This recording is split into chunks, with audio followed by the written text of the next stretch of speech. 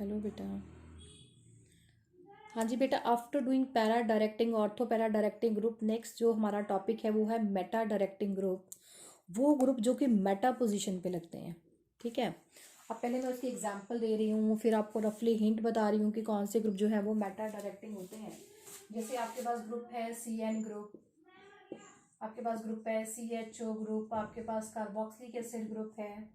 ठीक है, आपके पास है nitro group. They all are meta directing group. मतलब ये है कि ये जो अगर सब्स्टिट्यूएंट रिंग के ऊपर प्रेजेंट होते हैं ना, तो ये जो अगर आपके पास बेंजीन रिंग के ऊपर साइनाइड ग्रुप प्रेजेंट है, अगर हम इसकी सल्फोनेशन करें with the concentrated sulphuric acid, तो ये जो ग्रुप होते हैं ना, ये डायरेक्ट करते हैं ग्रुप को, इनकमिंग ग्रुप को आपके पास मेटा पोजीशन पे। ये आपके पास मेटा पोजीशन होती है, तो सल्फोनेशन करेंगे SO3H आएगा। This is ortho position, this is Meta position. तो वो ग्रुप जो रिंग के ऊपर प्रेजेंट है और वो डायरेक्ट ग्रुप को डायरेक्ट करते हैं इनकमिंग ग्रुप को मेटा पोजीशन पे, they are meta directing group. ठीक है, अब जैसे हम सल्फोनेशन करते हैं तो आपको पता है SO3H ग्रुप ऐड होता है। सिमिलरली अगर आप ब्रोमिनेशन कर रहे हो इसकी, तो आपको पता है ब्रोमो ग्रुप लगेगा। ब्रोमिनेशन करोगे in the presence of aluminium and hydrous aluminium bromide, तो आपके पास बच्चे क्या है, जो ब्रोमाइड ग्रुप है वो कौन सी पोजीशन पे लगेगा, वो आपके पास मेटा पोजीशन पे लगेगा। ठीक है, तो आपके पास मेटा पोजीशन पे लगेगा, ये आपके पास बन जाता है। ठीक है, so this is about the Meta directing group, जो कि आपके पास मेटा पोजीशन पे लग रहे हैं, इनकमिंग ग्रुप को मेटा पोजीशन पे डायरेक्ट कर रहे हैं। तो अगर मैं सिंपली याद रखूं, सिंपली कैसे हम याद कर सकते हैं कि ये मेटा डायरेक्टिंग ग्रुप है, तो सिंपली आप याद रखो, जो ग्रुप लगा होता है, जैसे ये रिंग है, रिंग के ऊपर मेरे पास CHO है। अगर जो रिंग के ऊपर ग्रुप लगा है उसमें डबल बॉन्ड है, जैसे कि ये CHO क्या हम लिखते हैं, C डबल बॉन्ड OH, इसमें डबल बॉन्ड आ गया। मैं CN की बात करूं, डबल बॉन्ड या फिर ट्रिपल बॉन्ड है, वो क्या है, C ट्रिपल बॉन्ड N है। तो इसमें आपके पास डबल बॉन्ड या ट्रिपल बॉन्ड आ गया। जिसमें डबल बॉन्ड या ट्रिपल बॉन्ड आ जाता है साइड पे जो ग्रुप लगे होते हैं, तो वो हमेशा मेटा डायरेक्टिंग होते हैं। ठीक है, आपके पास COH है, आपके पास बेंजीन रिंग है, इसमें आपके पास C डबल बॉन्ड OH है। ठीक है, तो यहाँ पे ये आपके पास C डबल बॉन्ड O आ गया। तो जिसमें डबल बॉन्ड O होता है, डबल बॉन्ड आ गया या ट्रिपल बॉन्ड आ गया, वो बच्चे हमेशा जो होते हैं वो क्या होते हैं, मेटा डायरेक्टिंग ग्रुप होते हैं। तो मोर ओवर आप इसको बच्चे रेजोनेंस के साथ भी शो कर सकते हो। ये मैंने आपको रफली बताया, क्योंकि हर बार हम एग्जाम में वहां पे रेजोनेंस ड्रॉ करके नहीं देख सकते, तो आपको सिंपली पता होना चाहिए कि या तो ग्रुप ऑर्थो पैरा डायरेक्टिंग होते हैं सिंगल बॉन्ड वाले, जो डबल बॉन्ड वाले होते हैं वो क्या होते हैं, मेटा डायरेक्टिंग होते हैं।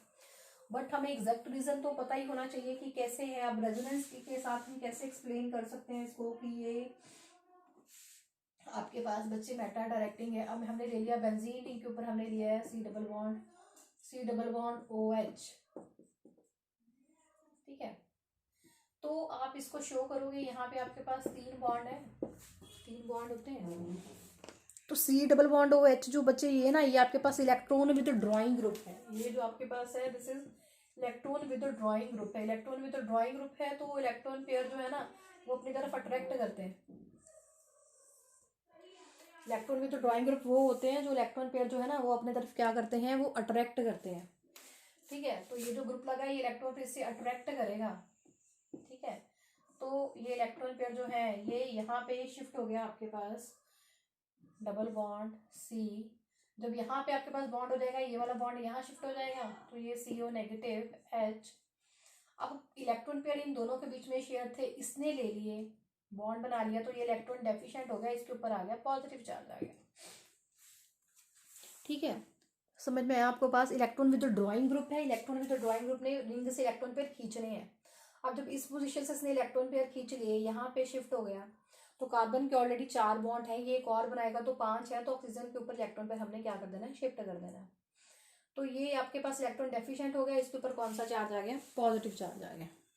ठीक है, फिर फर्दर आप इसको कंटिन्यू करोगे,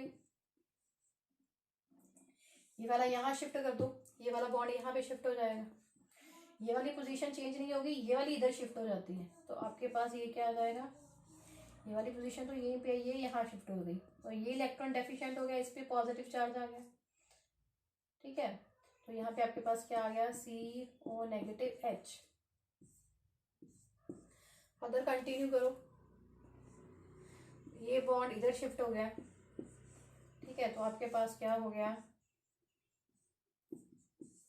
ये आपके पास यहाँ पे शिफ्ट हो गया, तो आपके पास है CO नेगेटिव H। ठीक है, अब आप इसको ध्यान से देखो। अब इसके केस में आपके पास बच्चे क्या है, इलेक्ट्रॉन डेंसिटी जो है ना आपके पास, ये ऑर्थो पोजीशन है, ये आपके पास अगेन पैरा पोजीशन है, ये आपके पास ऑर्थो पोजीशन है, ये आप चेक करो, ये ऑर्थो है, ये ऑर्थो है, ये पैरा है। अब पॉजिटिव चार्ज का मतलब क्या है, पॉजिटिव चार्ज का मतलब है इलेक्ट्रॉन डेंसिटी कम हो रही है। पॉजिटिव चार्ज होने का मतलब आपके पास क्या है कि आपके पास इलेक्ट्रॉन डेंसिटी डिक्रीज कर रही है। अब इलेक्ट्रॉन डेंसिटी किस किस पोजीशन पे डिक्रीज कर रही है, इलेक्ट्रॉन डेंसिटी डिक्रीज कर रही है, देखो प्लस वैसे मतलब होता है ज़्यादा, बट केमिस्ट्री में प्लस का मतलब यहाँ पे है कि इलेक्ट्रॉन डेंसिटी कम हो रही है। अगर इलेक्ट्रॉन पेयर है, नेगेटिव चार्ज है, तो उसका मतलब होता है इलेक्ट्रॉन डेंसिटी बढ़ रही है, बट पॉजिटिव चार्ज है मतलब इलेक्ट्रॉन डेंसिटी कम हो रही है। तो इलेक्ट्रॉन डेंसिटी ऑर्थो पोजीशन पे पॉजिटिव चार्ज है, पैरा पे है, तो मतलब इलेक्ट्रॉन डेंसिटी कम हो रही है ऑर्थो और पैरा पोजीशन में। और इलेक्ट्रोफाइल जो होते हैं उनके पास पहले से ही इलेक्ट्रॉन कम है, तो वो यहाँ पे अटैक नहीं कर सकते, क्योंकि वो तो इलेक्ट्रॉन लविंग होते हैं, और इन पोजीशन में तो इलेक्ट्रॉन पहले से ही कम है। तो वो कौन सी पोजीशन पे अटैक करेंगे, वो उस पोजीशन पे अटैक करेंगे जिसपे इलेक्ट्रॉन डेंसिटी ज़्यादा है। ठीक है, तो वो आपके पास कौन सी पोजीशन बची है, मेटा, क्योंकि Meta is not involve in the resonance, वहां पे पॉजिटिव चार्ज नहीं है, तो जो मेटा पोजीशन है इस पे इलेक्ट्रॉन डेंसिटी एक्सेस में है, तो इलेक्ट्रोफाइल यहाँ पे अटैक करता है। ठीक है, चीज को इसको समझो दोबारा से कि आपके पास इलेक्ट्रॉन विदड्रॉइंग ग्रुप जो होते हैं ना, वो इलेक्ट्रॉन अट्रैक्टिंग ग्रुप होते हैं, वो इलेक्ट्रॉन को अट्रैक्ट करते हैं, तो रिंग के ऊपर पॉजिटिव चार्ज आ जाता है, जो रिंग है ना वो इलेक्ट्रॉन डेफिशिएंट हो जाती है। जब रिंग इलेक्ट्रॉन डेफिशिएंट हो जाती है, ठीक है, तो इलेक्ट्रोफाइल भी, अब इलेक्ट्रॉन डेफिशिएंसी तो चलो है ही है, बट डेफिशिएंट सबसे ज़्यादा किस पोजीशन पे हो रही है, वो ऑर्थो पोजीशन पे है, पैरा पोजीशन पे है। बट मेटा पोजीशन पे, क्योंकि उस पर कोई पॉजिटिव चार्ज नहीं है, इलेक्ट्रॉन डेंसिटी कंपैरेटिवली ज़्यादा है, तो इलेक्ट्रॉन डेंसिटी ज़्यादा है, ठीक है, तो इलेक्ट्रोफाइल वहीं पे अटैक करेगा, that is at the Meta position. ठीक है, तो सिंपली जिनमें डबल बॉन्ड होता है वो मेटा पोजीशन पे अटैक करते हैं इलेक्ट्रोफाइल, क्योंकि मेटा पोजीशन पे इलेक्ट्रॉन डेंसिटी क्या होती है, ज़्यादा होती है। ठीक है बच्चे, नेक्स्ट है आपके पास, ये इसी के बारे में बस यही है, बस आपको रिएक्शन आए तो आपको ये पता होना चाहिए कि ग्रुप कहाँ पे लगेगा। अब जो हम नेक्स्ट करने जा रहे हैं that is a polynuclear hydrocarbon. Polynuclear hydrocarbon वो होते हैं बच्चे जिसमें एक से ज्यादा रिंग आपस में अटैच होती हैं, दैट इज पॉलीन्यूक्लियर हाइड्रोकार्बन। ठीक है, जैसे 2 रिंग्स अटैच हैं, नेप्थेलीन, जिसमें 3 रिंग अटैच हैं, ठीक है, दैट इज एंथ्रासीन।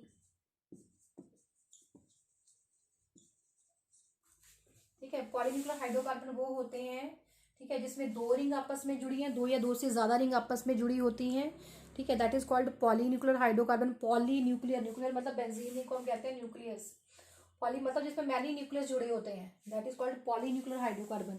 जिसके एग्जांपल आपके पास है दैट इज नैप्थेलीन, एंथ्रासीन है, फिनेंथ्रीन है, और भी बहुत होते हैं जिसमें 2 या 2 से ज्यादा रिंग आपस में अटैच होती हैं, दैट आर पॉलीन्यूक्लियर हाइड्रोकार्बन। और बच्चे जो पॉलीन्यूक्लियर हाइड्रोकार्बन होते हैं दे आर कार्सिनोजेन। कार्सिनोजेनिक का मतलब होता है कि दे कॉज कैंसर। कार्सिनोजेनिक का मतलब क्या है कि ये कैंसर कॉज करते हैं। ठीक है, अब जैसे कि आपके पास है जैसे ये बच्चे हमें कंपाउंड मिलते हैं ना, बेसिकली ये आपके पास कोल तार की जैसे बर्निंग वगैरह की जाती है, तो वहाँ पे ये कंपाउंड पाए जाते हैं। जैसे ये आपके पास आ गया एंथ्रासीन आ गया, या सिर्फ यही नहीं है, 2-3 और भी बहुत सारे ऐसे कॉम्प्लेक्स कंपाउंड हैं। तो जो इनका मेजर सोर्स होता है वो होता है कोल तार।